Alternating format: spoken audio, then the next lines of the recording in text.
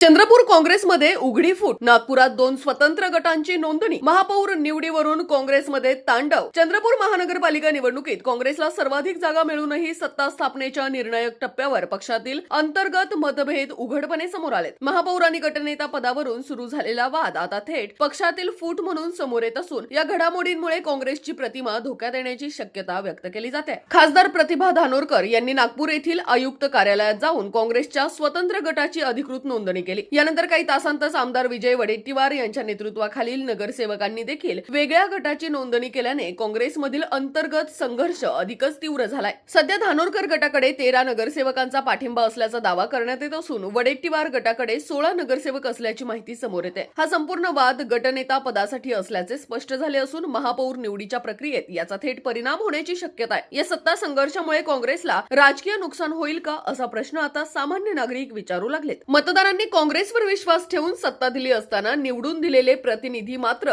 पद आणि सत्तेसाठी आपापसात संघर्ष करत असल्याची भावना मतदारांमध्ये निर्माण झाली आहे. यामुळे जनतेत नाराजी आणि नैराश्याचे वातावरण दिसून येत आहे. दरम्यान या राजकीय गोंधळात एक महत्त्वाची घडामोड घडली आहे. महानगरपालिका निवडणुकीत प्रभावी ठरलेले जनविकास सेनेचे नगरसेवक पप्पू देशमुख, मनीष बोंबडे, प्रतीक्षा येरगुडे तसेच एकेरी प्रभागातून विजयी झालेले AIMIM चे नगरसेवक अदहरुद्दीन शेख यांनी एकत्र येत 23 जानेवारी रोजी महानगर आघाडी चंद्रपूर या नव्या गटाची अधिकृत नोंदणी केली आहे. या नव्या आघाडीमुळे महापौर निवडीचे गणित आणखी गुंतागुंतीचं झालंय. काँग्रेसमधील 2 गटांतील या वादाचा फायदा भाजप घेईल का याची चर्चा आता राजकीय वर्तुळात जोर धरू लागली आहे. स्पष्ट बहुमत नसतानाही विरोधकांना संधी मिळण्याची शक्यता निर्माण झाली असून काँग्रेसमधील अंतर्गत विसंवादच भाजपसाठी वरदान ठरेल का असा सवाल उपस्थित केला जातोय. एकूणच चंद्रपूर महानगरपालिकेतील सत्ता संघर्ष हा केवळ पक्षांतर्गत विषय न राहता तो आता जनतेच्या अपेक्षा आणि विश्वासावर परिणाम करणारा मुद्दा ठरत आहे. प्रदेश काँग्रेस नेतृत्वाने वेळीच हस्तक्षेप करून समेटाचा मार्ग काढला नाही तर सत्तेऐवजी फूटच काँग्रेसच्या हाती लागेल अशी भीती राजकीय जाणकार व्यक्त करत आहेत.